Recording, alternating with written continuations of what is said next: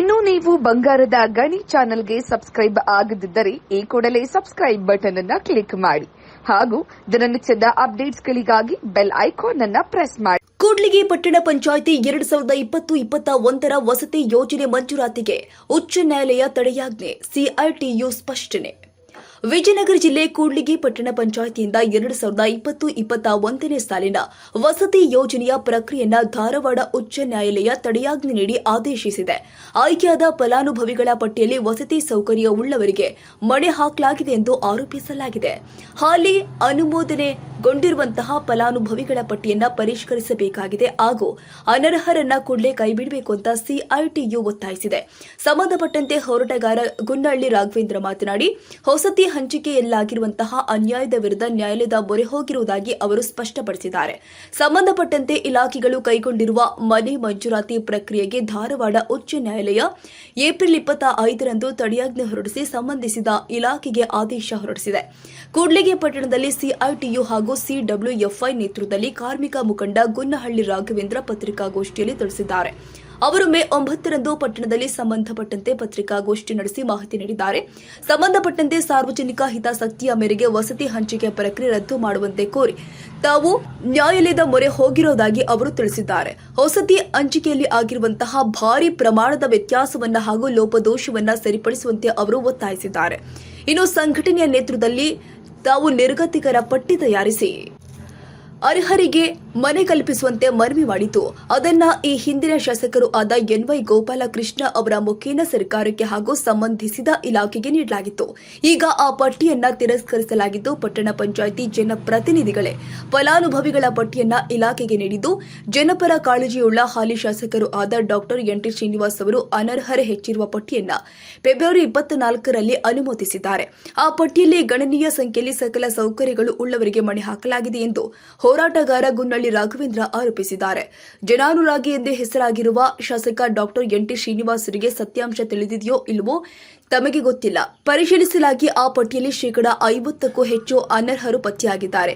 ಮನೆ ಹಂಚಿಕೆಯಲ್ಲಿ ಅನರ್ಹರಿಗೆ ಮಣೆ ಹಾಕಲಾಗಿರುವುದು ಸ್ಪಷ್ಟವಾಗಿದ್ದು, ಭಾರೀ ಬ್ರಹ್ಮಾಂಡ ಭ್ರಷ್ಟಾಚಾರ ಜರುಗಿರುವ ಗುಮಾನಿ ಹರಡಿದೆ. ಚೂರು ಸೂರಿಲ್ಲದ ನೂರಾರು ನಿರಾಶ್ರಿತರಾಗಿ ಇದ್ದಾರೆ. ಮಾಜಿ ದೇವಸಿಯರ ಮಕ್ಕಳು, ವಿಧವೆಯರು, 10 ವಿಕಲಚೇತನರು, 10 ನಿರಾಶ್ರಿತರು ಗೇಣು ಸೂರಿಲ್ಲದೆ ಮಳೆ ಬಿಸಿಲಿಗೆ ಮೈವೊಡ್ಡಿ ಬಯಲಲ್ಲಿ ಬದುಕುತ್ತಿದ್ದಾರೆ. ಹಲವು ಕುಟುಂಬಗಳು ಜೀವನ ಪೂರ್ತಿ ಬಾಡಿಗೆ ಮನೆ ಅಥವಾ ಬಯಲೇ ತಮ್ಮ ಆಶ್ರಯ ತಾಣವನ್ನಾಗಿಸಿಕೊಂಡಿದೆ. ಚೀಪೋಡಿಯಲ್ಲಿ, ಗರಿಮನೆಯಲ್ಲಿ, ತಗಡಿನ ಗೂಡಲ್ಲಿ ವಾಸಿಸುತ್ತಿದ್ದಾರೆ. ಅಂತಹ ಅರ್ಹರಿಗೆ ಈ ವಸತಿ ಸೌಕರ್ಯ ದೊರೆಯಬೇಕಾಗಿದೆ. ಅನರ್ಹರಿಗೆ ಯಾವುದೇ ಕಾರಣಕ್ಕೆ ವಸತಿ ಸೌಲಭ್ಯ ದೊರಕಬಾರದು. ನಿಜವಾದ ನಿರ್ಗತಿಕರಿಗೆ, ಬಡವರಿಗೆ, ದೀನ ದಲಿತರಿಗೆ, ಕಾರ್ಮಿಕರಿಗೆ, ರೈತರಿಗೆ, ನೊಂದ ಬಡ ದುರ್ಬಲರಿಗೆ, ನಿರಾಶ್ರಿತ ಮಹಿಳೆಯರಿಗೆ ವಸತಿ ಸೌಕರ್ಯ ದೊರಕಬೇಕಾಗಿದೆ. ಅದಕ್ಕಾಗಿ ಸಂಘಟನೆಯಿಂದ ಕಾನೂನು ಮೂಲಕ ಹೋರಾಟ ನಿರಂತರ ಸಾಗಲಿದೆ. ಅನ್ಯಾಯ ಜರುಗುವುದಕ್ಕೆ ಯಾವುದೇ ಕಾರಣಕ್ಕೂ ಬಿಡುವುದಿಲ್ಲ. ನ್ಯಾಯಯುತ ಹೋರಾಟದಲ್ಲಿ ತಾವು ಮತ್ತು ಸಂಘಟನೆ ಎಂದೆಂದಿಗೂ ರಾಜಿಯಾಗುವುದಿಲ್ಲ. ಅನ್ಯಾಯ, ಅಕ್ರಮ, ಅವ್ಯವಸ್ಥೆ ಸರಿಪಡಿಸುವ ತನಕ ಮತ್ತು ಅರ್ಹರಿಗೆ ವಸತಿ ಸೌಕರ್ಯ ದೊರಕುವ ತನಕ ಸಂಘಟನೆಯಿಂದ ಹೋರಾಟ ನಿಲ್ಲಲ್ಲ ಎಂದು ಹೋರಾಟಗಾರ ಗುನ್ನಹಳ್ಳಿ ರಾಘವೇಂದ್ರ ತಿಳಿಸಿದ್ದಾರೆ. ಕಾರ್ಮಿಕ ಮುಖಂಡರು ಆದ ಬಿಟಿ ಗುದ್ದಿಚಂದ್ರರು, ಬೊಮ್ಮಘಟ್ಟ ಪಂಪಾಪತಿ ಮಾತನಾಡಿದರು. ಸಮಾಜವಾದಿ ಮಹಿಳಾ ಸಂಘಟನೆಯ ಭಾಗ್ಯಮ್ಮ, ಸಿಐಟಿಯು ಮುಖಂಡರು ಆದ ಕರಿಯಣ್ಣ, ನಬಿ ಸಾಹೇಬ್ ಸೇರಿ ಮತ್ತಿತರರು ಹಾಜರಿದ್ದರು.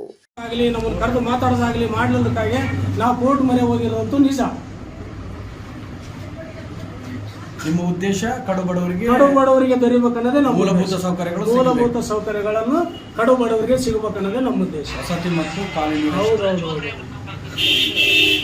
ಅಲ್ಲ, ಎಷ್ಟು ದಿನ ಇಂಜೆಕ್ಷನ್ ಎಷ್ಟು ದಿನ ಇದೆ ಅಧ್ಯಕ್ಷರು ಇದು? ಮುಂದಿನ ತಿಂಗಳವರೆಗೆ, ಈ ರಜೆ ಮುಗಿಯವರೆಗೆ ಅವ್ರು ಹೇಳ್ಯಾರೆ, ನೋಟಿಸ್ ಕಳಿಸ್ಯಾರೆ, ಅದು ಪ್ರಕ್ರಿಯೆ ಕಳಿಸ್ರಿ ಅಂತ. ಅದೇನು 25 ಡೇಸ್ ಮುಂದಿನ ದಿನಗಳು 25 ದಿನದೊಳಗೆ ಪಟ್ಟಿಯನ್ನು ಸಿದ್ಧಪಡಿಸಿ ಕೊಡ್ರಿ ಅಂತ. ಹೌದು, 25 ದಿವಸದ ಒಳಗಡೆ ಈ ಪಟ್ಟಿ ಸಿದ್ಧಪಡಿಸಿ ಕೊಡದ ಹೋದಲ್ಲಿ ನಿಮ್ಮ ಸ್ಟೇ ನಿಲ್ಲಾಗುತ್ತೆ. ಮುಂದಿನ ಪ್ರಕ್ರಿಯೆ ಅದೇನು ಕಾನೂನು ಕೋರ್ಟಿನಲ್ಲಿ ಇತ್ಯರ್ಥ ಆಗಲಿ.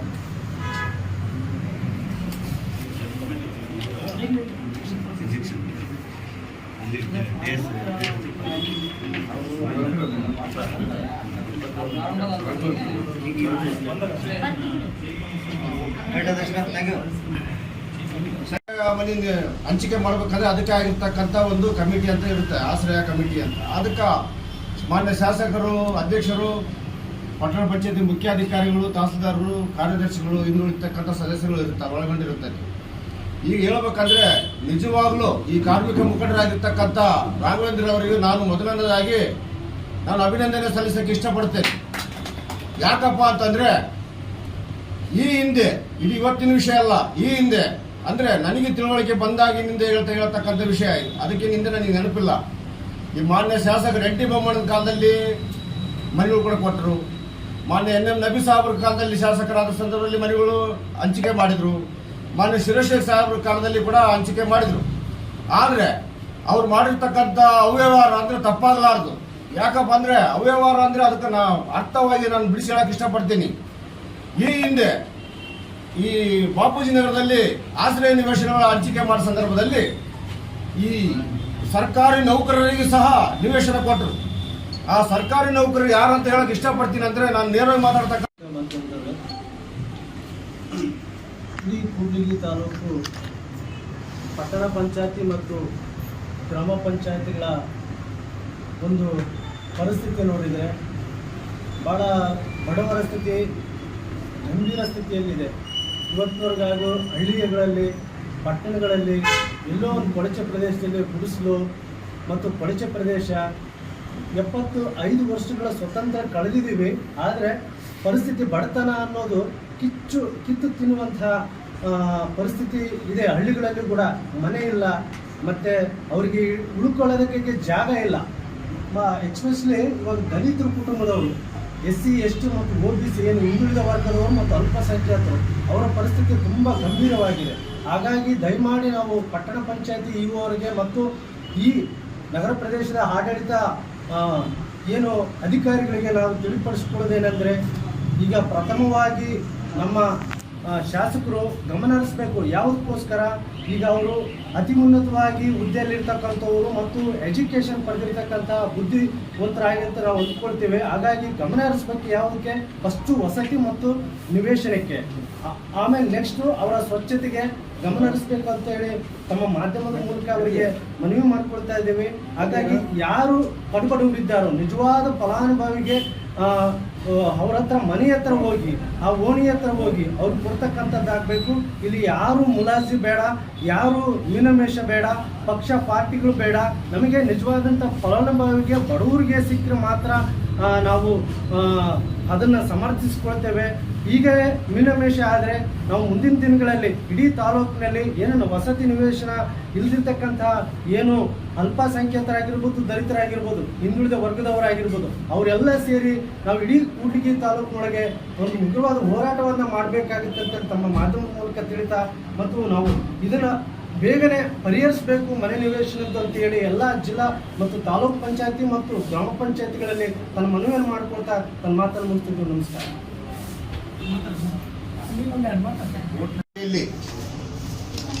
ಈ ನಿಜವಾದ ನಿರ್ಗತಿಕರು ಅವರಿಗೆ ಅಡಿಗೆಯಲ್ಲಿ ಹೋದ್ರೆ ಸರ್ವೆ ನಂಬರ್ ಜಮೀನಿಲ್ಲ, ಊರಲ್ಲಿ ಬಂದ್ರೆ ಡೋರ್ ನಂಬರ್ ಜಾಗ ಇಲ್ಲ.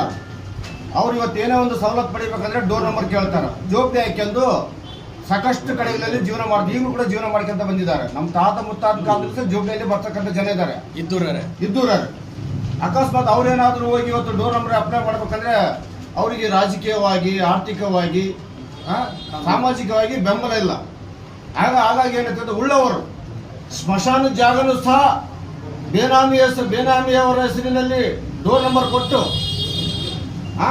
ತದನಂತರ ಮತ್ತೆ ಅವ್ರ ಹೆಸರಿಗೆ ಮಾಡ್ಕೊಂಡು ಇವತ್ತು ಮೆರ್ತಕ್ಕಂಥದ್ದು ತಮ್ಮೆಲ್ಲರಿಗೆ ಗೊತ್ತಿರೋ ವಿಷಯ. ಇನ್ನೊಂದು ಏನಿರ್ಬೇಕಂದ್ರೆ, ಒಂದು ಹಳ್ಳ ಪರಂಪೋಕು, ಯಾವುದೇ ಒಂದು ಸರ್ಕಾರಿ ಪರಂಪೋಕು ಅಂತ ಕೂಡ ಸರ್ಕಾರಿ ನೌಕರರೇ ಆ ಡೋರ್ ನಂಬರ್ ತಮ್ಮ ಒಂದು ರಾಜಕೀಯ ಪ್ರಭಾವ ಉಪಯೋಗಿಸಿಕೊಂಡು ಆ ಡೋರ್ ನಂಬರ್ ತಗೊಂಡು ಮತ್ತೆ ತದನಂತರ ಇನ್ನೊಬ್ಬರ ವ್ಯಕ್ತಿಗೆ ನೋಂದಣಿ ಮಾಡಿಸಿ ಬರೀ ಹೀಗಿದ್ದಾಗ ನಿಜವಾದ ನಿರ್ಗತಿಕರು ಜವಾಬ್ದಾರಿಯಲ್ಲಿರ್ತಕ್ಕಂಥವರಿಗೆ ಎಲ್ಲಿ ವಾಸ ಮಾಡೋಕ್ಕೆ ಅವಕಾಶ? ಇನ್ಮ್ಯಾಗಾದ್ರೂ ಕೂಡ ಈ ಒಂದು ಆಶ್ರಯ ಕಮಿಟಿ ಅಂತಕ್ಕಂಥದ್ದು ಎಚ್ಚೆತ್ತುಕೊಂಡು ನಿಜವಾದ ನಿರ್ಗತಿಕರು ಕೊಡಬೇಕಂತ ನಾನು ಒಂದು ಇದ್ರ ಮುಖಾಂತರ ತಮ್ಮ ಗಮನ ತರ್ತಾ ಇದ್ದೀನಿ. ಕೂಡ್ಲಿಗಿಯಲ್ಲಿ 20 ವಾರ್ಡ್ಗಳೇನದವಲ್ಲ, 20 ಪ್ರೆಸ್ ಮೀಟ್ ಮಾಡಲು ಕಾರಣವೇನೆಂದರೆ, ನಾವು ಈ ಇಲ್ಲಿ 2021-22 ಸಾಲಿನಲ್ಲಿ NY ಗೋಪಾಲಕೃಷ್ಣ ಅವರು ಶಾಸಕರು ಆಗಿದ್ದಾಗ BCM ಹಾಸ್ಟೆಲ್ ಲೇಡೀಸ್ BCM ಹಾಸ್ಟೆಲಲ್ಲಿ ಉದ್ಘಾಟನೆ ಸಮಾರಂಭಕ್ಕೆ ಬಂದಾಗ ಕೆಲವು ಸಂಘಟನೆಯರು ಸೇರಿ ಅವರಿಗೆ ಕೆಲವು ವರ್ಷಗಳಿಂದ ಮನೆಗಳು ಸಹ ಸೈಟ್ಗಳು ಸಹ ನಿವೇಶನಗಳು ಸಹ ಮಂಜೂರಾತಿ ಆಗಿರುವುದಿಲ್ಲ. 20 ವರ್ಷಗಳಾದರೆ ನಮ್ಮ ತಾಲೂಕು ಶಾಸಕರನ್ನು ಕೇಳದೆ ಮತ್ತಾರನ್ನು ನಾವು ಕೇಳಬೇಕಂತೇಳಿ ಶಾಸಕರಿಗೆ ನಮಗೆ ಮಾತಿನ ಚಕಮಕಿ ನಡೆಯುವ ಸಂದರ್ಭದಲ್ಲಿ ಅವರು ಏನು ಆಶ್ವಾಸನೆ ಕೊಟ್ಟರಪ್ಪ ಅಂದರೆ ನಮಗೆ ಇಲ್ಲ ನಿಜವಾದ ಫಲಾನುಭವಿಗಳ ಪಟ್ಟಿಯನ್ನು ಸಂಘಟನೆ ಮಾಡಿ ಕೊಡಿ ಅಂತ ಹೇಳಿದರು. ಆದರೆ ನಾವು ಅದಕ್ಕೆ ಪಟ್ಟಣ ಪಂಚಾಯತಿ ಸದಸ್ಯರು ಅಡ್ಡಿಪಡಿಸಬಹುದು, ನೀವೇ ಪಟ್ಟಣ ಪಂಚಾಯತಿಗೆ ವಹಿಸಿ ಅಂತ ಹೇಳಿದಾಗ ಇಲ್ಲ ನೀವೇ ಪಟ್ಟಿ ಸಿದ್ಧ ಮಾಡಿ ಕೊಡಿ, ನಾವು ನಿಜವಾದ ಫಲಾನುಭವಿಗಳಿಗೆ ದೊರೆಯುವಂತೆ ಮಾಡೋಣ ಅಂತೇಳಿ ಮಾತು ಕೊಟ್ಟಿದ್ರು. ಅದರಂತೆ ನಾವು ನಿಜವಾದ ಕಡುಬಡವರು, ದಲಿತರು ಮತ್ತು ದೇವದಾಸರು, ಅಂಗವಿಕಲರು, ಫುಟ್ಪಾತ್ ವ್ಯಾಪಾರ ಮಾಡೋರು ಎಲ್ಲ ಕಡುಬಡವರಿಗೆ ನಾವು ಪಟ್ಟಿ ರೆಡಿ ಮಾಡಿ ಸಿದ್ಧ ಮಾಡಿ ಪಟ್ಟಣ ಪಂಚಾಯತಿಗೆ ಕೊಡು ಅಂತ ಹೇಳಿದ್ರು. ಪಟ್ಟಣ ಪಂಚಾಯತಿಗೆ ನಾವು ಕೊಟ್ಟಿದ್ದೇವೆ ಮನವಿ ಪತ್ರ. ಕೊಟ್ಟಾಗ ನಿಮ್ಮ ಪಟ್ಟಿಯನ್ನು ಪರಿಗಣಿಸಿ ನೀವು ಕೊಟ್ಟಿರತಕ್ಕಂಥ ಪಟ್ಟಿಯಲ್ಲಿ ನಿಜಾಂಶ ಇದೆ, ಅವರಿಗೆ ನಾವು ನಿವೇಶನ ದೊರೆಯುವಂತೆ ಮಾಡೋಣ ರಾಘವೇಂದ್ರ, ಸಭೆಯಲ್ಲಿ ನಿಮ್ಮನ್ನು ಕರಿತೀವಿ, ಕರೆದು ನಿರ್ಣಯ ತಾಂತೀವಿ, ನಿಜವಾದ ಫಲಾನುಭವಿಗಳಿದ್ರೆ ಅವರಿಗೆ ಮಾಡೋಣ, ಏನಾದರೂ ಅಕಸ್ಮಾತ್ ವ್ಯತ್ಯಾಸ ಇದ್ರೆ ಸರಿಪಡಿಸೋ ವ್ಯವಸ್ಥೆ ಮಾಡೋಣ ಅಂತ ಹೇಳಿದ್ರು, ಮಾತು ಕೊಟ್ಟಿದ್ರು. ಈಗಿನ ಶಾಸಕರು ಆ ಪಟ್ಟಿಯನ್ನು ತಿರುಚಿ 2/2/2024 ಫಲಾನುಭವಿಗಳ ಪಟ್ಟಿ ರೆಡಿ ಮಾಡಿ ಸಿದ್ಧಪಡಿಸಿ ಆ ಪಟ್ಟಿಗೆ ಸಹಿ ಮಾಡಿರ್ತಾರೆ. ಏಕಾಏಕಿ ಆ ಪಟ್ಟಿಗೆ ಸಹಿ ಮಾಡಿರ್ತಾರೆ. ಆ ಪಟ್ಟಿಯಲ್ಲಿ ಲೋಪದೋಷಗಳನ್ನು ಕಂಡು ಬರುತ್ತದೆ. ನಾವು ಪಟ್ಟಣ ಪಂಚಾಯತಿ ಗಮನಕ್ಕೆ ತಂದಾಗ ನೋಡ್ರಿ, ಆ ಪಟ್ಟಿಯಲ್ಲಿ ಲೋಪದೋಷ ಕಂಡು ಬಂದಿರುತ್ತದೆ, ಆ ಪಟ್ಟಿಯನ್ನು ರದ್ದುಪಡಿಸಿ ಮತ್ತು ಮರು ಆಯ್ಕೆ ಮಾಡಿ ಅಂತ ನಾವು ಗಮನಕ್ಕೆ ತಂದಾಗ ಯಾವುದೇ ಪ್ರಯೋಜನವಾಗಿಲ್ಲ. ಇದೇ ಪಟ್ಟಣ ಪಂಚಾಯತಿ ಮುಖ್ಯಾಧಿಕಾರಿ ಗಮನಕ್ಕೆ ತಂದಾಗ ಯಾವುದೇ ಪ್ರಯೋಜನವಾಗಿಲ್ಲ. ಕಣ್ಣೊರೆಸುವ ತಂತ್ರವನ್ನು ಮಾಡಿದ್ರು. ಏನಪ್ಪಾ ಅವರು ಪಟ್ಟಿ ಕೊಟ್ಟಾರಂತೆ ನಮಗೆ ಹೇಳೇ ಇಲ್ಲ ನೀವಂತೇಳಿ ಅಧಿಕಾರಿಗಳನ್ನ ಚಲಾಯಿಸಿದ್ರು. ಪಟ್ಟಣ ಪಂಚಾಯತಿ ಮುಖ್ಯಾಧಿಕಾರಿ ಕೇಸರ್ಕರ್ನ ಏನೋ ಒಂದು ಸವಲತ್ತು ಪಡಿಬೇಕಂದ್ರೆ ಡೋರ್ ನಂಬರ್ ಕೇಳ್ತಾರೆ, ಜೋಬಿ ಹಾಕ್ಯಂದು ಸಾಕಷ್ಟು ಕಡೆಗಳಲ್ಲಿ ಜೀವನ ಮಾಡ್ತಾರೆ. ಈಗಲೂ ಕೂಡ ಜೀವನ ಮಾಡ್ಕೊಂತ ಬಂದಿದ್ದಾರೆ. ನಮ್ಮ ತಾತ ಮುತ್ತಾದ ಕಾಲದಲ್ಲಿ ಜೋಬಿಯಲ್ಲಿ ಬರ್ತಕ್ಕಂಥ ಜನ ಇದ್ದಾರೆ, ಇದ್ದೂರೇ. ಅಕಸ್ಮಾತ್ ಅವ್ರೇನಾದ್ರೂ ಹೋಗಿ ಇವತ್ತು ಡೋರ್ ನಂಬರ್ ಅಪ್ಲೈ ಮಾಡ್ಬೇಕಂದ್ರೆ ಅವರಿಗೆ ರಾಜಕೀಯವಾಗಿ, ಆರ್ಥಿಕವಾಗಿ, ಸಾಮಾಜಿಕವಾಗಿ ಬೆಂಬಲ ಇಲ್ಲ. ಹಾಗಾಗಿ ಏನಾಗ್ತದೆ, ಉಳ್ಳವರು ಸ್ಮಶಾನ ಜಾಗನೂ ಸಹ ಬೇನಾಮಿಯವರ ಹೆಸರಿನಲ್ಲಿ ಡೋರ್ ನಂಬರ್ ಕೊಟ್ಟು ತದನಂತರ ಮತ್ತೆ ಅವ್ರ ಹೆಸರಿಗೆ ಮಾಡ್ಕೊಂಡು ಇವತ್ತು ಮೆರ್ತಕ್ಕಂಥದ್ದು ತಮ್ಮೆಲ್ಲರಿಗೂ ಗೊತ್ತಿರೋ ವಿಷಯ. ಇನ್ನೊಂದು ಏನಾಗಬೇಕಂದ್ರೆ ಒಂದು ಹಳ್ಳ ಪರಂಪೋಕು, ಯಾವುದೋ ಒಂದು ಸರ್ಕಾರಿ ಪರಂಪೋಕು ಅಂತ ಕೂಡ ಸರ್ಕಾರಿ ನೌಕರರೇ ಆ ಡೋರ್ ನಂಬರ್ ತಮ್ಮ ಒಂದು ರಾಜಕೀಯ ಪ್ರಭಾವ ಉಪಯೋಗಿಸಿಕೊಂಡು ಆ ಡೋರ್ ನಂಬರ್ ತಗೊಂಡು ಮತ್ತೆ ತದನಂತರ ಇನ್ನೊಬ್ಬರ ವ್ಯಕ್ತಿಗೆ ನೋಂದಣಿ ಮಾಡಿಸಿ ಬರೀ ಹೀಗಿದ್ದಾಗ ನಿಜವಾದ ನಿರ್ಗತಿಕರು ಜೋಬಳಿಯಲ್ಲಿರ್ತಕ್ಕಂಥವರಿಗೆ ಎಲ್ಲಿ ವಾಸ ಮಾಡೋಕೆ ಅವಕಾಶ? ಇನ್ಮ್ಯಾಗಾದ್ರೂ ಕೂಡ ಈ ಒಂದು ಆಶ್ರಯ ಕಮಿಟಿ ಅಂತಕ್ಕಂಥದ್ದು ಎಚ್ಚೆತ್ತುಕೊಂಡು ನಿಜವಾದ ನಿರ್ಗತಿಕರು ಕೊಡಬೇಕಂತ ನಾನು ಒಂದು ಇದ್ರ ಮುಖಾಂತರ ತಪ್ಪನ್ನು ತರ್ತಾ ಇದ್ದೀನಿ. ಈಗ ಕೂಡ್ಲಿಗೆಯಲ್ಲಿ 20 ವಾರ್ಡ್ಗಳಿಂದ 20 ವಾರ್ಡ್ಗಳಿಗೆ ಸಮಾಜ ಹಚ್ಚಬೇಕಾ ಅಥವಾ ಹೆಂಗೆ? ಅಲ್ಲ, ಕಡಬಡವರು 20 ವಾರ್ಡ್ನಾಗ ಈಗ ಎಸೆನ್ಷಿಯಲ್ ಹೇಳಿದಾಗ ಬಡೋದಿಲ್ಲ. ಆ ಬಡವರು ಇಲ್ಲದ ಜಾಗದಾಗ ಮತ್ತೆ ಕಡುಬಡವರು ಯಾವ ವಾರ್ಡಿಗೆ ನಾಗ್ಬೋದು? ಆ ಬಡವರು ಇಲ್ಲದ ಜಾಗದಾಗ ಮತ್ತೆ ಕಡುಬಡವರು ಯಾವ ವಾರ್ಡಿಗೆ ನಾಗ್ಬೋದು? ಇದು ವಾರ್ಡಿಗೆ ಸೀಮಿತ ಅಲ್ಲ. ನಿವೇಶನ ಬಂದಿರೋದು ವಾರ್ಡಿಗೆ ಸೀಮಿತ ಅಲ್ಲ, ಇಡೀ ಪಟ್ಟಣ 20 ವಾರ್ಡಿಗೆ ಸೀಮಿತ, 20 ವಾರ್ಡ್ಗಳಿಗೆ ಸೀಮಿತ. ಆ ವಾರ್ಡ್ ಎಸೆನ್ಷಿಯಲ್ ಒಂದನೇ ವಾರ್ಡ್ನಾಗ ಇದ್ದಂತರ ಅದಾರ, ಎಲ್ಲ ಅಧಿಕಾರಿ ವರ್ಗದವರು ಅದಾರ, ಕಿರಿಳರಷ್ಟು ಕರಡು ಬಡವರು ಅದಾರ. ಎಲ್ಲಿ ಒಂದನೇ ವಾರ್ಡ್ನಾಗ ಈ ಸ್ಲಮ್ ಏರಿಯಾಗಳಾಗ ಭಾಳ ಜನ ಅದಾರ. ಇವು ಏನಾಗೈತಪ್ಪ ಅಂದ್ರೆ ಇದ್ರಾಗ ಯಾರು ಏನು ಆಮಿಷ ಒಳಗಾಗಿ ಅದು ಅವರಿಗೆ ಮಾತ್ರ ಉಳ್ಳವರಿಗೆ ಹಂಚಿದ್ದಾರೆ. ನಮ್ಮ ಪಟ್ಟಣದಲ್ಲಿ ಪಟ್ಟಣ ಪಂಚಾಯತಿ ವ್ಯಾಪ್ತಿಯಲ್ಲಿ ಒಬ್ಬ ಸರ್ಕಾರಿ ನೌಕರರ ಅಂದ್ರೆ ತಂದೆ ಅಥವಾ ತಾಯಿ ಸರ್ಕಾರಿ ನೌಕರರು ಇದ್ದಾಗ ಮಕ್ಕಳು ಸಹ ಆ ಒಂದು ಇದರಲ್ಲಿ ಬರುತ್ತಾರೆ. ಈಗ ಅದನ್ನು ನನ್ನ ಅಭಿಪ್ರಾಯ ಏನ್ ಗೊತ್ತಾ, ಒಂದ್ಸರಿ ನ್ಯಾಯಾಲಯಕ್ಕೆ ಹೋದಾಗ ಯಾರು ಇದ್ರ ಬಗ್ಗೆ ಈಗ ಮಾತಾಡ್ತೀನಿ ಚಕಾರ ಎತ್ತಕ್ಕ ಅನುಕೂಲ ಇಲ್ಲ. ನಾನೆಲ್ಲ ಇಲ್ಲ ಅಣ್ಣ, ಇದ್ರ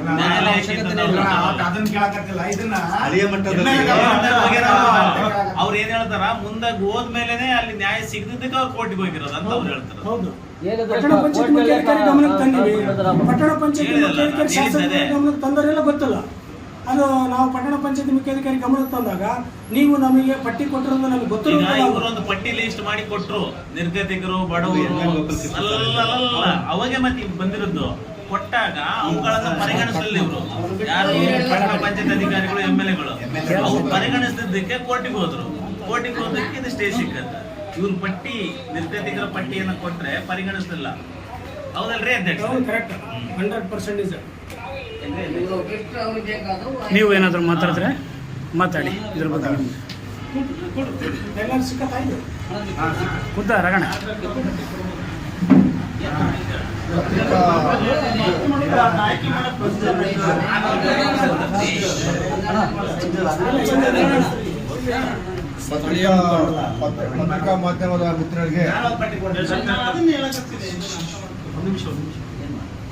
ಪತ್ರಿಕಾ ಮಾಧ್ಯಮದ ಮಿತ್ರರಿಗೆ ಮೊದಲನೇದಾಗಿ ವಂದಿಸುತ್ತಾ, ನಾನು ಈ ಒಂದು 392 ನಿರ್ಗತಿಕರಿಗಾಗಿ ಹಂಚಿರ್ತಕ್ಕಂಥ ಈ ನಿವೇಶನಗಳು ಅವ್ಯವಹಾರ ನಡೆದಿದೆ ಎಂದು ನಮ್ಮ ಗಮನಕ್ಕೆ ಬಂತು. ನಾನು ಜನಜಾಗೃತಿ ವಾಲ್ಮೀಕಿ ಸಂಘದ ಅಧ್ಯಕ್ಷನಾಗಿ ಹೇಳುವುದೇನೆಂದರೆ, ಈ ಹಿಂದೆ ಈ ಅವ್ಯವಹಾರ ಈ ಸಾಲಿನಲ್ಲಿ ಮಾತ್ರವೇ ಅಲ್ಲ, ಎಲ್ಲರಿಗೂ ಗೊತ್ತಿರ್ತಕ್ಕಂಥ ವಿಷಯ. ಈ ಬಂಗಾರ್ ಸಿನ್ನಪ್ಪನ ಫ್ಯಾಮಿಲಿಗೆ ಕೊಟ್ಟರು ಮನೆಗಳು, 2 ಮನೆಗಳು. ಆಮೇಲೆ ಇನ್ನ ಸಾಕಷ್ಟು ಜನ ಮನೆ ಉಳ್ಳವರಿಗೆ ಮನೆಗಳು ಕೊಟ್ಟರು. ಅಂದರೆ ಇದೇ ಥರ ಎಲ್ಲ ಸಂದರ್ಭದಲ್ಲಿ ಕೂಡ ಉಳ್ಳವರಿಗೆ ಮನೆಗಳು ಕೊಟ್ಕೊಂತ ಬಂದರು. ಆದರೆ ಇದ್ರ ವಿರುದ್ಧವಾಗಿ ಧ್ವನಿ ಯಾರೂ ಎತ್ತಿರಲಿಲ್ಲ. ನಿಜವಾಗ್ಲೂ ಈ ಸಂದರ್ಭದಾಗ ಈ ರಾಘವೇಂದ್ರ ಅವರು ಧ್ವನಿ ಎತ್ತಿರೋದು ನನಗೆ ತುಂಬ ಸಂತೋಷ ಆಗುತ್ತೆ. ಮತ್ತು ಇನ್ನೊಂದು ಏನೋ ಕೇಳೋಕ್ಕಪ್ಪ ಇಷ್ಟಪಡ್ತೀನಿ ಅಂತಂದರೆ, ನಾನು ಈ ಆಶ್ರಯ ಕಮಿಟಿ ಒಳಗ ಅಧ್ಯಕ್ಷರಾಗಿರ್ತಕ್ಕಂಥ ಮಾನ್ಯ ಶಾಸಕರು ಈ ಸಲ ತಪ್ಪು ಮಾಡೋದಿಲ್ಲ ಅಂತ ನಾವು ಅಂದ್ಕೊಂಡಿದ್ವಿ. ಅಲ್ಲಿರ್ತಕ್ಕಂಥ ಸದಸ್ಯರು ತಪ್ಪು ಮಾಡಿದಾರೋ, ಕಾರ್ಯದರ್ಶಿಗಳು ತಪ್ಪು ಮಾಡಿದಾರೋ, ಇದು ತಪ್ಪೇ. ನಾನು ಕೂಡ ಪಟ್ಟಿಯನ್ನು ಪರಿಶೀಲನೆ ಮಾಡಿ ಈ ಮಾನ್ಯ ಉಚ್ಚ ನ್ಯಾಯಾಲಯದ ಆದೇಶವನ್ನು ನಾವು ನೋಡಿದ್ವಿ. ಅದು ಇಷ್ಟು ದಿನ ಟೈಮ್ ಅಂತ ಕೊಡ್ತಾರೆ, ಅದರೊಳಗೆ ಮತ್ತೆ ರೀಲಿಸ್ಟ್ ಮತ್ತೆ ಪುನಃ ಪಟ್ಟಿ ಸಿದ್ಧಪಡಿಸಿಕೊಡಿ ಅಂತ ಹೇಳ್ತಾರೆ. ಇನ್ಮ್ಯಾಗಾದ್ರೂ ಕೂಡ ಈ ಒಂದು ಆಶ್ರಯ ಕಮಿಟಿ ಅಧ್ಯಕ್ಷರಾಗಿರ್ತಕ್ಕಂಥ ಶಾಸಕರಿಗೆ ನಾನು ಈ ಒಂದು ಪ್ರೆಸ್ ಮುಖಾಂತರ ಹೇಳೋದೇನೆಂದ್ರೆ, ನಿಜವಾದ ನಿರ್ಗತಿಕರಿಗೆ ಯಾರೇ ಒತ್ತಡಕ್ಕೆ ಮಣಿಯದೆ ನಿಜವಾದ ನಿರ್ಗತಿಕರಿಗೆ ಕೊಡಬೇಕಂತಂದು ನಾನು ನಿಮ್ಮೆಲ್ಲರ ಮುಖಾಂತರವಾಗಿ ನಾನು 4 ಮಾತು ಹೇಳಕ್ಕೆ ಇಷ್ಟಪಡ್ತೀನಿ. ನಮಸ್ತೆ. ಉಳಿದಿರ್ತಕ್ಕಂಥ ಉಳ್ಳವರೇ ನಿಮ್ಮ ಹೋರಾಟ ಯಾವ ರೀತಿ ಮುಂದೆ? ಇದು ನಿಜವಾದ ಫಲಾನುಭವಿಗಳಿಗೆ ಸಿಗತಕ್ಕಂಥ ಹೋರಾಟ ನಮ್ಮದು, ಕಾನೂನಾತ್ಮಕವಾದ ಹೋರಾಟ. ಕೋರ್ಟ್ ತಡೆಯಾಜ್ಞೆ ನೀಡಿರುವುದರಿಂದ ಕಾನೂನಾತ್ಮಕವಾಗಿ ಹೋರಾಟ. ಕೋರ್ಟ್ ಏನು ಇತ್ಯರ್ಥ ಆಗೋವರೆಗೆ ಆ ಪಟ್ಟಿಗೆ ಯಾರಿಗೆ ಪಟ್ಟ ಕೊಡಬಾರದು ಅನ್ನೋದೇ ನಮ್ಮ ಉದ್ದೇಶ. ನಿಜವಾದಂತ ಫಲಾನುಭವಿಗಳಿಗೆ ಎಷ್ಟು ದಿನದವರೆಗೂ ಈ ನಿಮ್ಮ ಕೋರ್ಟ್ ತಡೆಯಾಜ್ಞೆ ಕೊಟ್ಟಿದೆ? ಕೋರ್ಟ್ ತಡೆಯಾಜ್ಞೆ ಕೊಡೋದಂದ್ರೆ ಈ ಪ್ರಕ್ರಿಯೆ ವೆಕೇಶನ್ ಆಗೋವರೆಗೆ ಅವರಿಗೆಲ್ಲ ನೋಟಿಸ್ ಮಾಡಿದೆ. 7 ಜನಕ್ಕೆ ನೋಟಿಸ್ ಮಾಡಿದೆ. ಅವರೆಲ್ಲ ನೋಟಿಸ್ ಮಾಡಿದ್ರೆ ಇದ್ರಾಗೆಲ್ಲ 7 ಜನಕ್ಕೆ ನೋಟಿಸ್ ಇದ್ರಲ್ಲಿ ಐತಿ. ಇದರಲ್ಲಿ ಪಟ್ಟಣ ಪಂಚಾಯತ್ ಮುಖ್ಯಾಧಿಕಾರಿಗೆ, ತಹಸೀಲ್ದಾರಿಗೆ, ಜಿಲ್ಲಾ ಇಯುಗೆ, DC-ಗೆ ಇವರಿಗೆಲ್ಲ ಮಾಡ್ಯಾರ. ಮಾಡಿರೋದಕ್ಕಾಗಿ ನಾವು ಕೋರ್ಟಿಗೆ, ಕಾನೂನಿಗೆ ಯಾರು ದೊಡ್ಡವರಲ್ಲ, ಕಾನೂನಿಗೆ ನಾವು ದೊಡ್ಡವರಲ್ಲ, ಯಾರು ದೊಡ್ಡವರಲ್ಲ. ಕಾನೂನು ಎಲ್ಲರಿಗೂ ಒಂದೇ. ಕಾನೂನನ್ನು ಗಾಳಿಗೆ ತೂರಿದರೆ ನಾವು ಸಹಿಸುವುದಿಲ್ಲ, ನಮ್ಮ ಸಂಘಟನೆ ಸಹಿಸುವುದಿಲ್ಲ. ಕಾನೂನಾತ್ಮಕವಾಗಿ ಹೋರಾಟ ಮಾಡುತ್ತದೆ. ಸ್ಟೇಯನ್ನು ಪ್ರಶ್ನೆ ಮಾಡಿ ಮೇಲ್ಮನವಿ ಮೇಲ್ಮನವಿ ಸಲ್ಲಿಸೋದು ನೆಕ್ಸ್ಟ್ ಮುಂದಿನ ಸರದಿ. ಅವರು ಏನು ಸಲ್ಲಿಸ್ತಾರೋ ಅದನ್ನು ನೋಡಿ ನಾವು ಮತ್ತೆ ಕಾನೂನು ಮೂಲಕ ಸಲ್ಲಿಸ್ಬೇಕು. ನಮ್ಮ ವಕೀಲರ ಮೂಲಕ ಅದನ್ನ ಹೋರಾಟ ನಾವು ಮಾಡ್ತೀವಿ. ಕಾನೂನು ಹೋರಾಟ ಖಚಿತ. ಈಗಿನ ಶಾಸಕರಿಗೆ ಇಷ್ಟೆಲ್ಲ ವಿಷಯಗಳು ಗೊತ್ತಿದ್ದು ಗಮನದಲ್ಲಿದ್ದು ಈ ಒಂದು ತಯಾರು ಮಾಡಿದ ಪಟ್ಟಿಗೆ ಸಹಿ ಹಾಕಿದಾರ? ಅವರು ಗಮನಕ್ಕೆ ಬಂದತ್ತಿಲ್ಲ, ನಮಗೆ ಗೊತ್ತಿಲ್ಲ. ಅವ್ರಿಗೆ ಗಮನಕ್ಕೆ ನಾವು ಮನವಿ ಪತ್ರ ಕೊಟ್ಟಿರೋದು, ನಾವು ಸ್ಟ್ರೈಕ್ ಮಾಡಿರೋದು, ಮಾಧ್ಯಮ ಮಿತ್ರರಿಗೆಲ್ಲ ಹೇಳಿರೋದು, ಮಾಧ್ಯಮದವರಿಗೆಲ್ಲ ಬಂದಿರೋದು, ಕಡುಬಡವರಿಗೆ ನಿರ್ಗತಿಕರಿಗೆ ಬಂದಿರೋದು ಎಲ್ಲ ಪೇಪರ್ಗಳಿಗೆ ಬಂದವು. ಇಡೀ ಪಟ್ಟಣ ಪಂಚಾಯತಿಗೆ ನಾವು ಮನವಿ ಪತ್ರ ಕೊಟ್ಟಿವಿ. ನಿರ್ಗತಿಕರಿಗೆ, ಕಡುಬಡವರಿಗೆ ಎಲ್ಲರಿಗೂ ಕೊಡ್ಬೇಕಂತ ಈ ಮಾಧ್ಯಮ ಮಿತ್ರರಿಗೆಲ್ಲ ಎಲ್ಲ ಪೇಪರ್ ಸ್ಟೇಟ್ಮೆಂಟ್ ಎಲ್ಲ ಬಂದಿದೆ. ಆದರೆ ಅವ್ರಿಗೆ ಗಮನಕ್ಕೆ ಬಂದದಿಲ್ಲ, ನಮಗೆ ಗೊತ್ತಿಲ್ಲ. ಆದರೆ ನಾವು ಪಟ್ಟಣ ಪಂಚಾಯತಿ ಮುಖ್ಯಾಧಿಕಾರಿಗೆ ಗಮನಕ್ಕೆ ತಂದಿನಿ, ವಾಟ್ಸಪ್ಗೆ ಹಾಕಿನಿ. ಪೇಪರಿಗೆ ಬಂದಿರೋದೆಲ್ಲ ಪಟ್ಟಣ ಪಂಚಾಯತಿ ಮುಖ್ಯಾಧಿಕಾರಿ ವಾಟ್ಸಪ್ಗೆ ಹಾಕಿನಿ. ಇಲ್ಲ ರಾಘವೇಂದ್ರ ನೋಡೋಣ ಮಾತಾಡೋಣ ಅಂತಂದು ಹೇಳಂದ್ರು. ತಿಂಗಳಗಟ್ಟಲೆ ಕಳೆದ್ರು ಸಹ ಅವ್ರು ಯಾವುದೇ ನಮಗೆ ಒಂದು ಫೋನ್ ಮೂಲಕ ಆಗಲಿ ನಮ್ಮನ್ನು ಕರೆದು ಮಾತಾಡೋದಾಗಲಿ ಮಾಡಲಿದ್ದಕ್ಕಾಗಿ ನಾವು ಕೋರ್ಟ್ ಮೊರೆ ಹೋಗಿರೋದಂತೂ ನಿಜ. ನಿಮ್ಮ ಉದ್ದೇಶ ಕಡುಬಡವರಿಗೆ ದೊರೀಬೇಕನ್ನೋದೇ ನಮ್ಮ ಮೂಲಭೂತ ಸೌಕರ್ಯಗಳನ್ನು ಕಡುಬಡವರಿಗೆ ಸಿಗಬೇಕನ್ನೋದೇ ನಮ್ಮ ಉದ್ದೇಶ. ವಸತಿ ಮತ್ತು ಕಾಲೋನಿ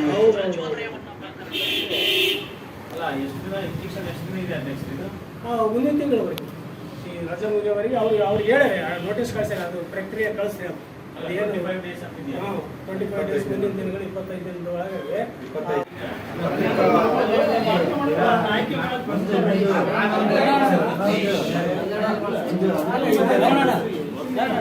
ಸ್ಥಳೀಯ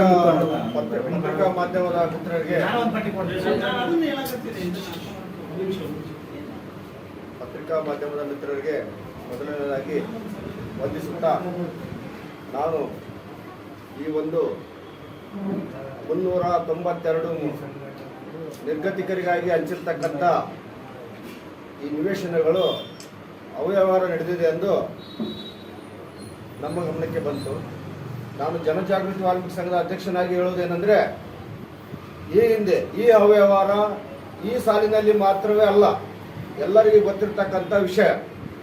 ಈ ಹಿಂದೆ ಇರ್ತಕ್ಕಂಥ ರಾಜಕಾರಣಿಗಳು ಅಂದರೆ ಆಶ್ರಯ ಕಮಿಟಿ ಅಧ್ಯಕ್ಷರು, ಕಾರ್ಯದರ್ಶಿಗಳು, ಸದಸ್ಯರು, ಇವತ್ತು ಯಾವುದೇ ಒಂದು ಆಶ್ರಯ ಮನೆ ಹಂಚಿಕೆ ಮಾಡ್ಬೇಕಂದ್ರೆ ಅದಕ್ಕೆ ಆಗಿರ್ತಕ್ಕಂಥ ಒಂದು ಕಮಿಟಿ ಅಂತ ಇರುತ್ತೆ, ಆಶ್ರಯ ಕಮಿಟಿ ಅಂತ. ಅದಕ್ಕೆ ಮಾನ್ಯ ಶಾಸಕರು, ಅಧ್ಯಕ್ಷರು, ಪಟ್ಟಣ ಪಂಚಾಯತಿ ಮುಖ್ಯಾಧಿಕಾರಿಗಳು, ತಹಸೀಲ್ದಾರರು, ಕಾರ್ಯದರ್ಶಿಗಳು, ಇನ್ನುಳಿರ್ತಕ್ಕಂಥ ಸದಸ್ಯರು ಇರ್ತಾರೆ, ಒಳಗೊಂಡಿರುತ್ತದೆ.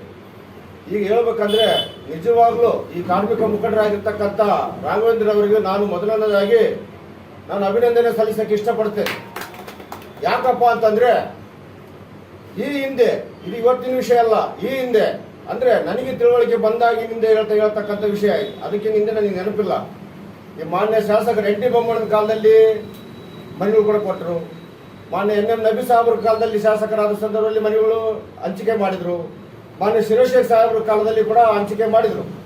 ಆದರೆ ಅವ್ರು ಮಾಡಿರ್ತಕ್ಕಂಥ ಅವ್ಯವಹಾರ ಅಂದ್ರೆ ತಪ್ಪಾಗಲಾರದು. ಯಾಕಪ್ಪ ಅಂದ್ರೆ ಅವ್ಯವಹಾರ ಅಂದ್ರೆ ಅದಕ್ಕೆ ಅರ್ಥವಾಗಿ ನಾನು ಬಿಡಿಸಿ ಹೇಳಕ್ ಇಷ್ಟಪಡ್ತೀನಿ. ಈ ಹಿಂದೆ ಈ ಬಾಪೂಜಿ ನಗರದಲ್ಲಿ ಆಶ್ರಯ ನಿವೇಶನಗಳ ಹಂಚಿಕೆ ಮಾಡೋ ಸಂದರ್ಭದಲ್ಲಿ ಈ ಸರ್ಕಾರಿ ನೌಕರರಿಗೆ ಸಹ ನಿವೇಶನ ಕೊಟ್ಟರು. ಆ ಸರ್ಕಾರಿ ನೌಕರರು ಯಾರು ಅಂತ ಹೇಳಕ್ ಇಷ್ಟಪಡ್ತೀನಿ ಅಂದ್ರೆ, ನಾನು ನೇರವಾಗಿ ಮಾತಾಡ್ತಕ್ಕಂಥ ಮನುಷ್ಯ. ಈ ತಾಲೂಕು ಆಫೀಸಲ್ಲಿ ಇರ್ತಕ್ಕಂಥ ಹನುಮಕ್ಕ ಅಂತಕ್ಕಂಥ FDCಗೆ ಮನೆ ಕೊಟ್ಟರು. ಕೋಟ್ಯಾಧೀಶರಾಗಿರ್ತಕ್ಕಂಥ ಕೋಟಿಗಟ್ಟಲೆ ಇನ್ಕಮ್ ಟ್ಯಾಕ್ಸ್ ರಿಟರ್ನ್ ಮಾಡ್ತಕ್ಕಂಥ ಬಂಗಾರ ಸಿನ್ನಪ್ಪನ ಫ್ಯಾಮಿಲಿಗೆ ಕೊಟ್ಟರು ಮನೆಗಳು, 2 ಮನೆಗಳು. ಆಮೇಲೆ ಇನ್ನ ಸಾಕಷ್ಟು ಜನ ಮನೆ ಉಳ್ಳವರಿಗೆ ಮನೆಗಳು ಕೊಟ್ಟರು. ಅಂದ್ರೆ ಇದೇ ತರ ಎಲ್ಲಾ ಸಂದರ್ಭದಲ್ಲಿ ಕೂಡ ಉಳ್ಳವರಿಗೆ ಮನೆಗಳು ಕೊಟ್ಕೊಂತ ಬಂದ್ರು. ಆದ್ರೆ ಇದರ ವಿರುದ್ಧವಾಗಿ ಧ್ವನಿ ಯಾರು ಎತ್ತಿರಲಿಲ್ಲ. ನಿಜವಾಗ್ಲೂ ಈ ಸಂದರ್ಭದಾಗ ಈ ರಾಘವೇಂದ್ರ ಅವರು ಧ್ವನಿ ಎತ್ತಿರೋದು ನನಗೆ ತುಂಬಾ ಸಂತೋಷ ಆಗುತ್ತೆ. ಮತ್ತೆ ಇನ್ನೊಂದು ಏನೋ ಕೇಳಕ್ಕಪ್ಪ ಇಷ್ಟಪಡ್ತೀನಿ ಅಂತಂದ್ರೆ, ನಾನು ಈ ಆಶ್ರಯ ಕಮಿಟಿ ಒಳಗ ಅಧ್ಯಕ್ಷರಾಗಿರ್ತಕ್ಕಂಥ ಮಾನ್ಯ ಶಾಸಕರು ಈ ಸಲ ತಪ್ಪು ಮಾಡಿದ್ರು ಅಂತ ನಾವು ಅನ್ಕೊಂಡಿದ್ವಿ. ಅಲ್ಲಿರ್ತಕ್ಕಂಥ ಸದಸ್ಯರು ತಪ್ಪು ಮಾಡಿದಾರೋ, ಕಾರ್ಯದರ್ಶಿಗಳು ತಪ್ಪು ಮಾಡಿದಾರೋ, ಇದು ತಪ್ಪೇ. ನಾನು ಕೂಡ ಪಟ್ಟಿಯನ್ನು ಪರಿಶೀಲನೆ ಮಾಡಿ ಈ ಮಾನ್ಯ ಉಚ್ಚ ನ್ಯಾಯಾಲಯದ ಆದೇಶವನ್ನು ನಾವು ನೋಡಿದ್ವಿ. ಅದು ಇಷ್ಟು ದಿನ ಟೈಮ್ ಅಂತ ಕೊಟ್ಟಿದ್ದಾರೆ. ಅದರೊಳಗೆ ಮತ್ತೆ ರೀಲಿಸ್ಟ್ ಮತ್ತೆ ಪುನಃ ಪಟ್ಟಿ ಸಿದ್ಧಪಡಿಸಿಕೊಡ ಅಂತ ಹೇಳ್ತಿದ್ದಾರೆ. ಇನ್ಮ್ಯಾಗಾದ್ರೂ ಕೂಡ ಈ ಒಂದು ಆಶ್ರಯ ಕಮಿಟಿ ಅಧ್ಯಕ್ಷ ಆಗಿರ್ತಕ್ಕಂಥ ಶಾಸಕರಿಗೆ ನಾನು ಈ ಒಂದು ಪ್ರೆಸ್ ಮುಖಾಂತರ ಹೇಳೋದೇನೆಂದ್ರೆ, ನಿಜವಾದ ನಿರ್ಗತಿಕರಿ ಯಾರೇ ಒತ್ತಡಕ್ಕೆ ಮಣಿಯದೆ ನಿಜವಾದ ನಿರ್ಗತಿಕರಿಗೆ ಕೊಡಬೇಕಂತಂದು ನಾನು ಒಂದು ನಿಮ್ಮೆಲ್ಲರ ಮುಖಾಂತರವಾಗಿ ನಾನು ಒಂದು 4 ಮಾತು ಹೇಳಕ್ಕೆ ಇಷ್ಟಪಡ್ತೀನಿ. ಚಂದ್ರ, ಒಂದು ಪರಿಸ್ಥಿತಿ ನೋಡಿದರೆ ಬಹಳ ಬಡವರ ಸ್ಥಿತಿ ಗಂಭೀರ ಸ್ಥಿತಿಯಲ್ಲಿದೆ. ಇವತ್ತಿನವರೆಗಾಗೂ ಹಳ್ಳಿಗಳಲ್ಲಿ, ಪಟ್ಟಣಗಳಲ್ಲಿ ಎಲ್ಲೋ ಒಂದು ಕೊಳಚೆ ಪ್ರದೇಶದಲ್ಲಿ ಗುಡಿಸಲು ಮತ್ತು ಕೊಳಚೆ ಪ್ರದೇಶ 75 ವರ್ಷಗಳ ಸ್ವತಂತ್ರ ಕಳೆದಿದ್ದೀವಿ. ಆದರೆ ಪರಿಸ್ಥಿತಿ ಬಡತನ ಅನ್ನೋದು ಕಿತ್ತು ತಿನ್ನುವಂತಹ ಪರಿಸ್ಥಿತಿ ಇದೆ. ಹಳ್ಳಿಗಳಲ್ಲಿ ಕೂಡ ಮನೆ ಇಲ್ಲ, ಮತ್ತು ಅವರಿಗೆ ಉಳ್ಕೊಳ್ಳೋದಕ್ಕೆ ಜಾಗ ಇಲ್ಲ. ಎಕ್ಸ್ಪೆಷಲಿ ಇವಾಗ ದಲಿತರ ಕುಟುಂಬದವರು, SC ST ಮತ್ತು OBC ಏನು ಹಿಂದುಳಿದ ವರ್ಗದವರು ಮತ್ತು ಅಲ್ಪಸಂಖ್ಯಾತರು, ಅವರ ಪರಿಸ್ಥಿತಿ ತುಂಬ ಗಂಭೀರವಾಗಿದೆ. ಹಾಗಾಗಿ ದಯಮಾಡಿ ನಾವು ಪಟ್ಟಣ ಪಂಚಾಯತಿ ಇಒ ಅವರಿಗೆ ಮತ್ತು ಈ ನಗರ ಪ್ರದೇಶದ ಆಡಳಿತ ಏನು ಅಧಿಕಾರಿಗಳಿಗೆ ನಾವು ತಿಳಿಪಡಿಸ್ಕೊಳ್ಳೋದೇನೆಂದರೆ, ಈಗ ಪ್ರಥಮವಾಗಿ ನಮ್ಮ ಶಾಸಕರು ಗಮನ ಹರಿಸಬೇಕು. ಯಾವುದಕ್ಕೋಸ್ಕರ ಈಗ ಅವರು ಅತಿ ಉನ್ನತವಾಗಿ ಹುದ್ದೆಯಲ್ಲಿರ್ತಕ್ಕಂಥವರು ಮತ್ತು ಎಜುಕೇಷನ್ ಪಡೆದಿರ್ತಕ್ಕಂಥ ಬುದ್ಧಿವಂತರಾಗಿ ಅಂತ ನಾವು ಅಂದ್ಕೊಳ್ತೀವಿ. ಹಾಗಾಗಿ ಗಮನ ಹರಿಸಬೇಕು. ಯಾವುದಕ್ಕೆ? ಫಸ್ಟು ವಸತಿ ಮತ್ತು ನಿವೇಶನಕ್ಕೆ, ಆಮೇಲೆ ನೆಕ್ಸ್ಟು ಅವರ ಸ್ವಚ್ಛತೆಗೆ ಗಮನ ಹರಿಸಬೇಕು ಅಂತ ಹೇಳಿ ತಮ್ಮ ಮಾಧ್ಯಮದ ಮೂಲಕ ಅವರಿಗೆ ಮನವಿ ಮಾಡ್ಕೊಳ್ತಾ ಇದ್ದೀವಿ. ಹಾಗಾಗಿ ಯಾರು ಕಡುಬಡವರಿದ್ದಾರೋ ನಿಜವಾದ ಫಲಾನುಭವಿಗೆ ಅವ್ರ ಹತ್ರ ಮನೆ ಹತ್ರ ಹೋಗಿ, ಆ ಓಣಿ ಹತ್ರ ಹೋಗಿ ಅವ್ರಿಗೆ ಕೊಡ್ತಕ್ಕಂಥದ್ದಾಗಬೇಕು. ಇಲ್ಲಿ ಯಾರು ಮುಲಾಜಿ ಬೇಡ, ಯಾರು ಮೀನಮೇಷ ಬೇಡ, ಪಕ್ಷ ಪಾರ್ಟಿಗಳು ಬೇಡ. ನಮಗೆ ನಿಜವಾದಂಥ ಫಲಾನುಭವಿಗೆ ಬಡವರಿಗೆ ಸಿಕ್ಕರೆ ಮಾತ್ರ ನಾವು ಅದನ್ನು ಸಮರ್ಥಿಸಿಕೊಳ್ತೇವೆ.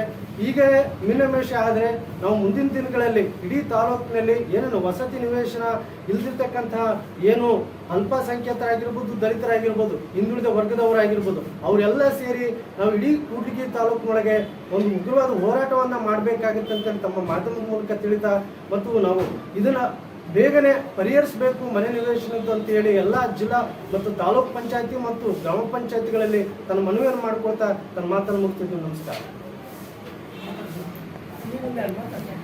ಮಣಿಯುವುದಿಲ್ಲ. ಈಗ ಇತ್ತೀಚಿನ 2/2/2024 ಪಟ್ಟಿಯನ್ನು ತೆಗೆದುಕೊಂಡು ನಾವು ಹೈಕೋರ್ಟ್ ಮೊರೆ ಹೋಗಿದ್ದೇವೆ. ಆ ಹೈಕೋರ್ಟ್ ಮೊರೆ ಹೋದಾಗ ನಮ್ಮ ಸಂಘಟನೆ ಮತ್ತು ನಮ್ಮ ನೇತೃತ್ವದಲ್ಲಿ ಹೈಕೋರ್ಟ್ ಮೊರೆ ಹೋದಾಗ ಅದು ಸ್ಟೇ ಆಯಿತು. ಸ್ಟೇ ಆದ ತಕ್ಷಣವೇ ನಾವು ಏನು ಮಾಡಿದ್ವಿ, ಈಗ ಪ್ರೆಸ್ ಮೀಟ್ ಮಾಡ್ಬೇಕಂತೇಳಿ ನಿರ್ಣಯ ತಗೊಂಡಿದ್ವಿ. ನಮ್ಮ ಜಿಲ್ಲಾ ಲೀಡ್ರು, ರಾಜ್ಯ ಲೀಡ್ರು ಒಪ್ಪಿಗೆ ಮೇರೆಗೆ ಈ 9ನೇ ತಾರೀಕಿಗೆ ಎಲೆಕ್ಷನ್ ಆದ ನಂತರ ಪ್ರೆಸ್ ಮೀಟ್ ಮಾಡಂತ ನಮಗೆ ಜಿಲ್ಲಾ ಲೀಡ್ರು, ರಾಜ್ಯ ಲೀಡ್ರು ಕರೆ ಕೊಟ್ಟಾಗ ನಾವು ಪ್ರೆಸ್ ಮೀಟ್ ಮಾಡುವ ಸಂದರ್ಭ ಬಂತು. ಆದರೆ ಇವತ್ತು ಸುಪ್ರೀಂ ಕೋರ್ಟಿನಲ್ಲಿ ತಡೆಯಾಜ್ಞೆ ನೀಡಿದಂತೆ ಯಾವುದೇ ಒಂದು ರೀತಿಲಿ ಆ ಹೈಕೋರ್ಟು ತಡೆಯಾಜ್ಞೆ ನೀಡಿದಂತೆ ಯಾವುದೇ ಒಂದು ರೀತಿ ಪ್ರಕ್ರಿಯೆ ನಡೀಬಾರದು. ಪಟ್ಟ ಅಲ್ಲಿಗೆ ರದ್ದುಪಡಿಸಬೇಕು, ಮತ್ತೆ ಮರು ಪಟ್ಟಿಯನ್ನು ಸೇರ್ಪಡೆ ಮಾಡಬೇಕು. ನಿರ್ಗತಿಕರಿಗೆ, ಕಡುಬಡವರಿಗೆ, ದೇವದಾಸರಿಗೆ, ಅಂಗವಿಕಲರಿಗೆ, ಇವರಿಗೆಲ್ಲ ಫುಟ್ಪಾತ್ ವ್ಯಾಪಾರ ಮಾಡೋರಿಗೆ, ಅಲೆಮಾರಿ ಜನಾಂಗದವರಿಗೆ, ಅತ್ಯಂತ ಕಡುಬಡವರಿಗೆ ಪಟ್ಟಿಯನ್ನು ಸಿದ್ಧಪಡಿಸಬೇಕು. ಪಟ್ಟಣ ಪಂಚಾಯತಿ ಮೂಲಕ ಈ ಸಿದ್ಧಪಡಿಸಿದ ಪಟ್ಟಿಯನ್ನು ಮತ್ತೆ ಸಾರ್ವಜನಿಕರಿಗೆ ತಿಳಿಸಬೇಕು. ಸಾರ್ವಜನಿಕರ ಮೀಟಿಂಗ್ ಕರೆಯಬೇಕು, ಟಾಮ್ ಓಡಿಸಬೇಕು ಕೂಡ್ಲಿಗಿ ಪಟ್ಟಣದಲ್ಲಿ. ಆ ರೀತಿ ಮಾಡಿ ಪಟ್ಟಿಯನ್ನು ಸಿದ್ಧಪಡಿಸಬೇಕು. ಈಗ 2/2/2024 ಪಟ್ಟಿ ಮಾಡಿರುವ ಪೂರ್ತಿ ಸಂಪೂರ್ಣ ರದ್ದುಗೊಳಿಸಿ ಮರುಪಟ್ಟಿಯನ್ನು ಮಾಡಬೇಕಂತೇಳಿ ನಾವು ಈ ಸಂಘಟನೆ ಮೂಲಕ ಕೇಳಿಕೊಳ್ಳುತ್ತೇವೆ. ಈ ಮರುಪಟ್ಟಿಯನ್ನು ರೆಡಿಪಡಿಸದಿದ್ದರೆ ಮುಂದಿನ ದಿನಗಳಲ್ಲಿ ಕಾನೂನು ಪ್ರಕಾರ ಉಗ್ರವಾದ ಹೋರಾಟವನ್ನು ಮಾಡಲಾಗುತ್ತದೆ. ಈಗ ಕೊಟ್ಟಿರೋ ಪಟ್ಟಿಯಲ್ಲಿ ಏನು ಲೋಪಗಳಾದವು? ಕೊಟ್ಟಿರೋ ಪಟ್ಟಿಯಲ್ಲಿ 60% ಇದು ಉಳ್ಳವರಿಗೆ ಪಟ್ಟಿ ರೆಡಿ ಮಾಡಿ ಕೊಟ್ಟಿರ್ತಾರೆ. 60% ಉಳ್ಳವರಿಗೆ ಪಟ್ಟಿ ರೆಡಿ ಮಾಡಿ ಕೊಟ್ಟಿರ್ತಾರೆ. ಎಲ್ಲ ಸವಲತ್ತುಗಳು ಹೊಂದಿರುವವರಿಗೆ, ಅಫ್ಟೇರ್ ಮನಿ ಇರೋರಿಗೆ ಕೊಟ್ಟಿರ್ತಾರೆ. ಗಂಡನ ಹೆಸರಲ್ಲಿ ಮನೆ ಇದ್ರೆ ಏನ್ ಹೆಸರಲ್ಲಿ ಕೊಟ್ಟಿರ್ತಾರೆ, ಏನ್ ಹೆಸರಲ್ಲಿ ಮನೆ ಇದ್ರೆ ಗಂಡನ ಹೆಸರಲ್ಲಿ ಕೊಟ್ಟಿರ್ತಾರೆ. 2 ಅಫ್ಟೇರ್ ಮನಿ ಇರೋವರಿಗೆ ಕೊಟ್ಟಿರ್ತಾರೆ. ಕಾರ್ ಇರುವವರಿಗೆ ಕೊಟ್ಟಿರ್ತಾರೆ. ಅತ್ಯಂತ ಕಡುಬಡವರಿಗೆ ಕೊಡಬೇಕಾದ ಲೀಸ್ಟ್ ಮಾಡಬೇಕಾದ ಪಟ್ಟಿಯನ್ನು ಉಳ್ಳವರಿಗೆ ಲೀಸ್ಟ್ ಮಾಡಿರುತ್ತಾರೆ. ಇದು ಖಂಡನೀಯ. ಸುಪ್ರೀಂ ಕೋರ್ಟ್, ಇದು ಹೈಕೋರ್ಟ್ ತಡೆಯಾಜ್ಞೆ ನೀಡಿದ್ದು ನಮಗೆ ತುಂಬಾ ಸಂಘಟನೆಯರಿಗೆ ಸಂತೋಷಕರ ವಿಚಾರವಾಗಿದೆ. ಇವತ್ತು ನಾವು ಏನು ಕೋರ್ಟ್ ಮೊರೆ ಹೋಗಿವಲ್ಲ, ನಮ್ಮ ಕೋರ್ಟ್ ನಮ್ಮ ಅಪ್ಪಲಿಗೆ ಅನುಸರಿಸಿ ಕೋರ್ಟ್ ತಡೆಯಾಜ್ಞೆ ನೀಡಿದೆ. ಆ ಕೋರ್ಟ್ ಇತ್ಯರ್ಥ ಆಗೋವರೆಗೂ ಆ ಪಟ್ಟಿಯನ್ನು ರದ್ದುಪಡಿಸಿ ಮತ್ತು ಮರುಪಟ್ಟಿಯನ್ನು ಮಾಡಬೇಕಂತೇಳಿ ನಾವು ಮಾಧ್ಯಮದವರ ಮೂಲಕ ಕೇಳಿಕೊಳ್ಳುತ್ತೇವೆ.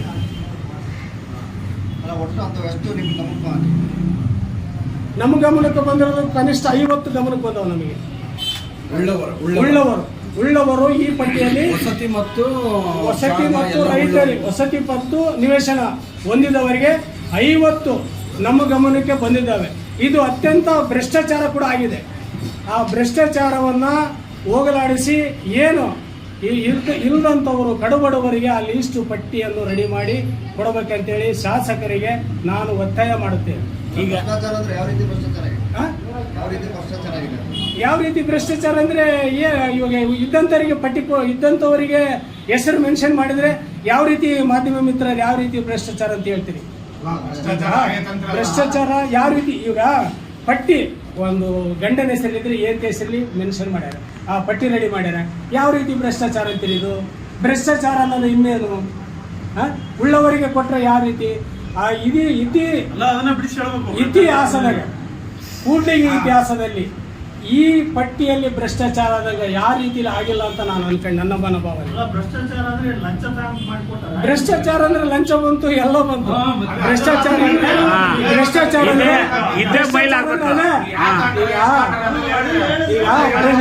ಈಗ ಭ್ರಷ್ಟಾಚಾರ ಅಂದ್ರೆ ಅದೇ. ಈಗ ಭ್ರಷ್ಟಾಚಾರ ಅಂದ್ರೆ ಅದೇ. ಮಾತಾಡ್ತಾ ಒಂದು ಮಾತಾಡಿದ್ರಿ ನೀವು, ಈ ಮೊದಲು ಪಟ್ಟಿನ ಈಗ MLA ಶಾಸಕರು ತಿರುಚಿದಾರಂತ. ಯಾವ ರೀತಿ ಅಂದ್ರೆ ಮೊದಲಿನ 2021-22 ಸಾಲಿನಲ್ಲಿ ನಮಗೆ ಶಾಸಕರು ಏನ್ ಮಾತು ಕೊಟ್ಟಿದ್ರು? ನೀವು NY ಗೋಪಾಲಕೃಷ್ಣ ಸರ್ ಏನ್ ಮಾತು ಕೊಟ್ಟಿದ್ರು ನಮಗೆ? ನೀವು ಸಂಘಟನೆಯವರು ಕಡುಬಡವರಿಗೆ, ನಿರ್ಗತಿಕರಿಗೆ ಎಲ್ಲರಿಗೆ ಪಟ್ಟಿ ರೆಡಿ ಮಾಡಿ ಕೊಡಂತ ಹೇಳಿದ್ರು. ನಾವು ಪಟ್ಟಿ ರೆಡಿ ಮಾಡಿ ಕೊಟ್ಟಿದ್ವಿ. ಪಟ್ಟಿ ರೆಡಿ ಮಾಡಿ ಕೊಟ್ಟಾಗ ಆಗಲಿ ನಿಜವಾದ ಕಡುಬಡವರಿಗೆ ಸಿಗುವಂತೆ ಮಾಡೋಣ, ಮೀಟಿಂಗಿಗೆ ನಾವು ನಿಮ್ಮನ್ನು ಕರಿತೀವಿ ಅಂತ ಹೇಳಿದ್ರು. ಕರೀಲೇ ಇಲ್ಲ. ಆ ಪಟ್ಟಿಯನ್ನ ಯಾವುದೇ ಲೆಕ್ಕಕ್ಕೆ ಪರಿಗಣಿಸದೆ ಈಗಿನ ಶಾಸಕರು 2/2/2022 ಆ ಈಗಿನ ಪಟ್ಟಿ ಸಿದ್ಧಪಡಿಸಿ ಆ ಸಹಿ ಮಾಡಿರುತ್ತಾರೆ. ಆ ಸಹಿ ಮಾಡಿದಕ್ಕೆ ಕಾರಣ ಏನಂದರೆ ಇವತ್ತು ಅದು ಲೋಪದೋಷ ಕಂಡು ಬಂದಿರೋದಕ್ಕಾಗಿ ನಾವು ಹೈಕೋರ್ಟ್ ಮೊರೆ ಹೋಗಿದ್ವಿ. ಆ ಮೊರೆ ಹೋದಾಗ ತಡೆ ನೀಡಿದೆ. ಆ ಕೋರ್ಟ್ ಇತ್ಯರ್ಥ ಆಗೋವರೆಗೂ ಯಾವುದೇ ಇವಾಗಿನ ಪಟ್ಟಿ ಪರಿಗಣಿಸಬಾರದು ಅಂತೇಳಿ ನಾವು ಈ ಮಾಧ್ಯಮ ಮೂಲಕ ಕೇಳಿಕೊಳ್ಳುತ್ತೇವೆ. ಒಂದು ವೇಳೆ ನೀವು ಆ ಪಟ್ಟಿ ಪರಿಶೀಲನೆ ಮಾಡಿ ಅರ್ಹರಿಗೆ ಕೊಟ್ರೆ ಓಕೆ. ಕಡುಬಡವರಿಗೆ ಕೊಟ್ಟರೆ ನಮ್ಮ ಅಭ್ಯಂತರ ಏನಿಲ್ಲ. ನಿರ್ಗತಿಕರಿಗೆ, ಕಡುಬಡವರಿಗೆ ಕೊಟ್ಟರೆ ನಮ್ಮ ಅಭ್ಯಂತರ ಏನಿಲ್ಲ. ಸೌಲಭ್ಯಗಳು ನಿಜವಾದ ಸರ್ಕಾರದ ಸೌಲಭ್ಯಗಳು ಸರ್ಕಾರದ ಸೌಲಭ್ಯಗಳು ಸಿಕ್ಕಿರುವಂತರಿಗೆ ಸಿಗಬಾರದು. ಸರ್ಕಾರದ ಸೌಲಭ್ಯಗಳಂದ್ರೆ ಏನು? ಒಂದು ಸಲ ಸೌಲಭ್ಯ ತಗೊಂಡಂದ್ರೆ ಮತ್ತೆ ಅವನಿಗೆ ಮರು ಸೌಲಭ್ಯ ಕೊಡಬಾರದು. ನಿವೇಶನ ಮತ್ತೆ ಅವನಿಗೆ ಕೊಡಗಂತ ಹೋದ್ರೆ ಕಡುಬಡವರಿಗೆ ಅನ್ಯಾಯ ಆಗುತ್ತದೆ. ಅಧ್ಯಕ್ಷ, ಇಲ್ಲಿ ಈ ಒಂದು ಪಟ್ಟಿ ಲೋಪದೋಷದಲ್ಲಿ ಎಲ್ಲಾ ಜನಾಂಗದವರಿಗೆ ಸರಿಸಮನಾಗಿ ಬಂದಿದೆ ಅನ್ನೋದನ್ನೇನು ಮನವರಿಕೆ ಆಗಿದೆ? ಎಲ್ಲಾ ಜನಾಂಗದವರಿಗೆ ಸರಿಸಮಾನವಾಗಿ ಬಂದಿಲ್ಲ. ಅಲ್ಪಸಂಖ್ಯಾತರಿಗೆ ಸ್ವಲ್ಪ ಹೆಚ್ಚಿನ ಮಟ್ಟದಲ್ಲಿ ಈ ಪಟ್ಟಿಯಲ್ಲಿ ಕಂಡು ಬರುತ್ತದೆ. ನೀವು ಬೇರೆ ಪಟ್ಟಿ ಮಾಡಿದಾರ?